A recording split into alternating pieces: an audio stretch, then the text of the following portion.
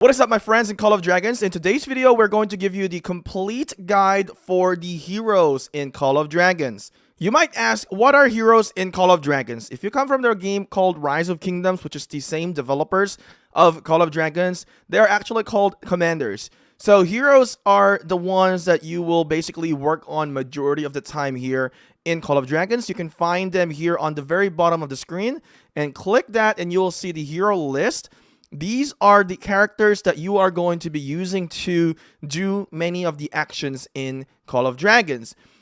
If you are going to be fighting in PvP, you are going to be using a hero. If you are going to be fighting in a PvE, you are going to be using a hero. And if you are going to be gathering resources just like this, you are going to be using a hero. Investment in hero is very important. So today, we're going to explain everything that you need to know about heroes.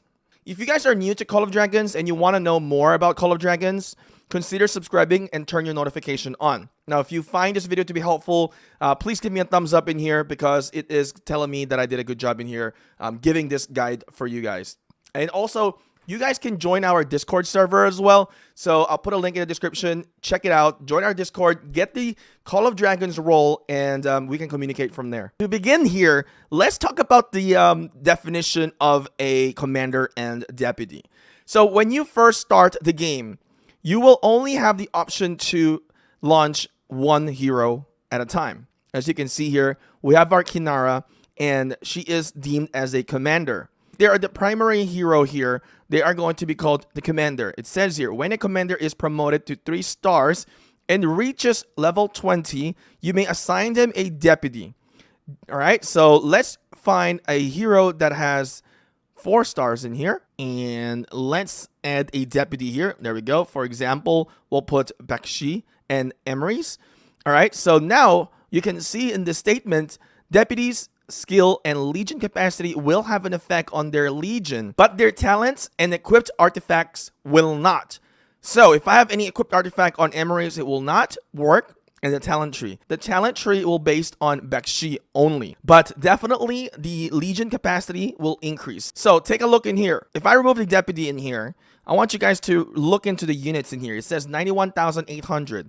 I will add Emery's in here. It have increased to 117,960,000 as I added a deputy. So that's the difference here between the commanders and deputy in Call of Dragons. One thing to kind of take a note in here, there are certain skills like from Hosk. You will see that it has an indication in here that if Hosk is a commander, meaning the primary hero, that it will gain a defensive bonus. But if it's a deputy, it will gain a normal attack bonus. So if he is the second hero, he will only be able to provide one or the other in here. So that's a very important details to understand as you get your basics in Call of Dragons. Now let's talk about how can you increase your hero's level. I actually have a very dedicated video for this, so make sure you check it out. There's going to be a card up in the video. Make sure you check it out. To give you guys a little bit of information in here, there's a few ways to basically increase the level of your heroes. You can defeat patrols in here. So you can go for search. You can go for the Dark Legions in here. Darkling patrols and dark creatures will give you XP.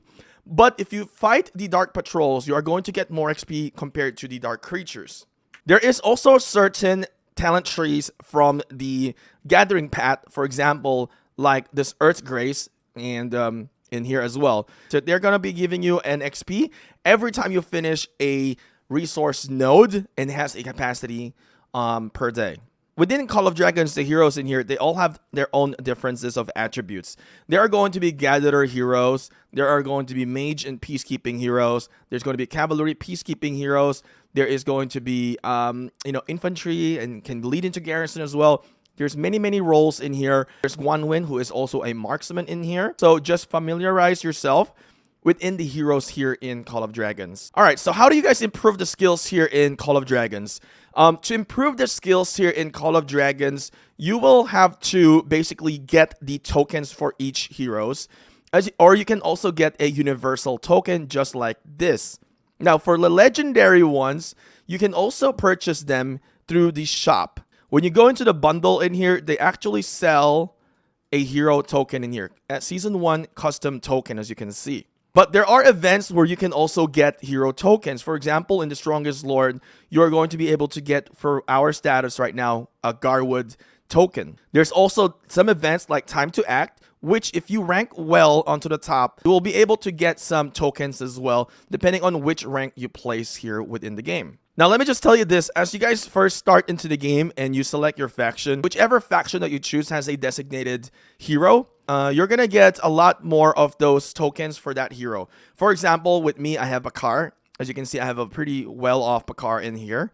In comparison to having a Guanwin, because I don't get as much tokens for Guanwin in comparison to Bakar because it is my starting hero.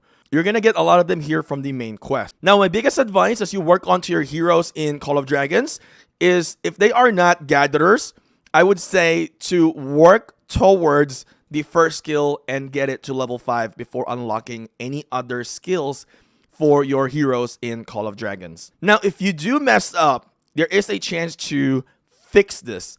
You click into the skills, you can click retrain in here, and it will cost you 800 gems to retrain it.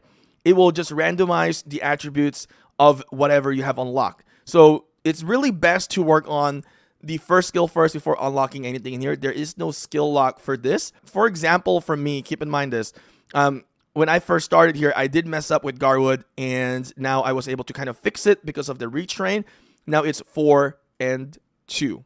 Before it was, I think, 2 and 4. It was backwards, all right? So if not, the end of the day, if you make a mistake here in Call of Dragons, just keep that in mind. Now, how do you get more heroes in Call of Dragons? Right now, there's only a few ways to get more heroes.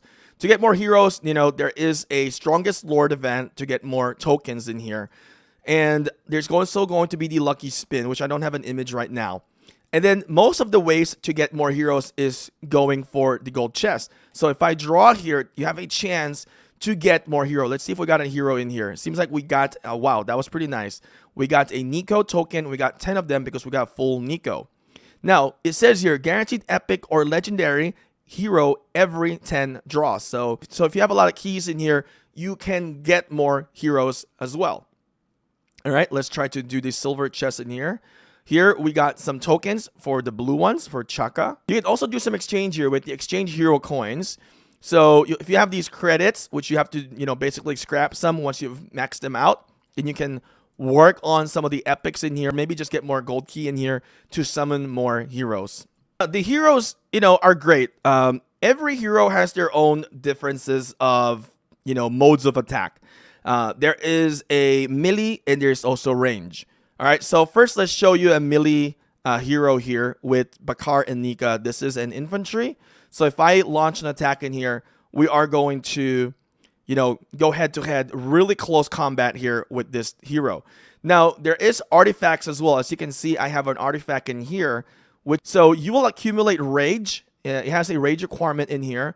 So here we go. I have accumulated the rage. Now I am going to use the skill of the artifact, and whatever description that is in here, it will take effect in the battle. So when you go into the items in here, you can see I have my artifacts in here equipped. You can see the rage cost. So actually right here, you can see we have Fang of Ashkari. And you can see the rage cost for this one is 400. And then the cooldown will be 1 minute and 30 seconds. Whenever you cast the artifacts, you can see how well it does in this page. It gives you a report in here. Now, for the range combat in here, we're going to launch Lilia. Just keep in mind, you can actually kind of see what, you know, distance the heroes are going to do as the attack mode in here. When you look into the skills in here, you can see that the attack range is near. If we look into Lilia, the attack range will be very far. If we look into Guanwin, the attack range will be medium. So there's going to be, the melees are going to be like the cavalries, the infantries, and then the marksmen are going to be the medium range. The mage are going to be the very far range. Now, the overall heroes will be able to kind of accommodate with any distance. So let's go and attack this. As you can see here, you will really see the awesomeness of the game in here. You can see that it is hitting at a range, giving you a great distance from the target here. So now we're going to talk about the hero stamina. So when we look into the heroes here, for each of the hero, you will see that there is a designated stamina. All right, so as you can see here, the first time a hero attacks another Lord's Legion, garrisons a building or launches or joins a rally army after leaving your city, this will cost 10 stamina. Destroying enemy buildings will also gradually consume stamina. Stamina will recover over time. When a hero has less than 10 stamina left, they cannot leave the city. All right, so for example, as you can see, this is my alt.